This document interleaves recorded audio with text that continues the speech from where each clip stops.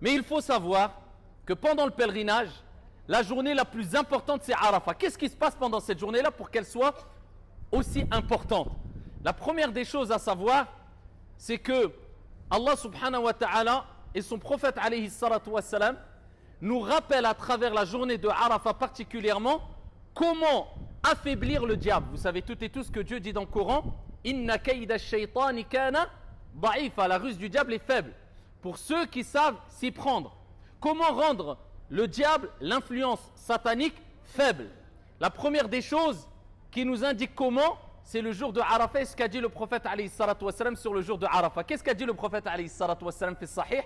Il dit, le diable n'a jamais été vu aussi faible, aussi mesquin, aussi exaspéré que la journée de Arafat, et ce à cause de la grande bénédiction et pardon d'Allah subhanahu wa ta'ala qui se déverse et qui descend le jour de Arafat afin qu'Allah jalla wa ala pardonne même les grands péchés.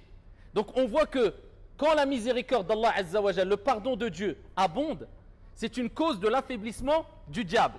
Ça nous rappelle que quand ici tu t'en remets à Dieu et tu reviens vers ton Seigneur à travers l'évocation et l'invocation, cela affaiblit Shaitan. Une deuxième preuve de cela, et cela ça t'apprend comment affaiblir le diable et l'influence du diable. Rapporté par Abu Daoud, il est rapporté qu'un compagnon était sur la monture derrière le prophète alayhi salatu wassalam, c'est-à-dire sur la même monture. La monture s'est cabrée. Et là, le compagnon derrière le prophète a dit Ta'isa shaitan, c'est-à-dire que périsse le diable. Le prophète alayhi salatu wassalam l'a interpellé et il lui a dit lorsque tu dis, et ça nous rappelle que même celui qui veut te faire du mal, si tu réponds au mal par l'insulte, par le mal, tu ne vas pas l'affaiblir. Tu vas ici le renforcer et tu vas faiblir toi-même. Mais regardez l'intelligence et la clairvoyance du prophète alayhi salatu wassalam.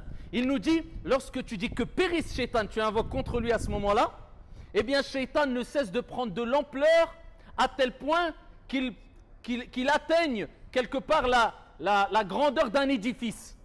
Il dit par contre, et ensuite il dit biquwwati, le diable dit par ma force. Walakin idha qult bismillah, il dit le prophète, par contre si tu dis, au lieu de dire que périsse Shaitan, si tu dis au nom d'Allah, tu évoques Dieu, tu dis juste bismillah, même quand il t'arrive un mal ou tu veux insulter le diable, non, si tu dis bismillah, Shaitan devient tellement petit qu'il atteint la taille d'une mouche dhubaba. Ça nous rappelle que quand tu sens une influence satanique du diable qui te pousse à faire du mal aux gens autour de toi, à toi-même aussi, n'insulte pas le diable. Par contre, évoque ton Seigneur, c'est dans l'évocation de Dieu et le rappel de Dieu et la miséricorde de Dieu que Shaitan s'affaiblit.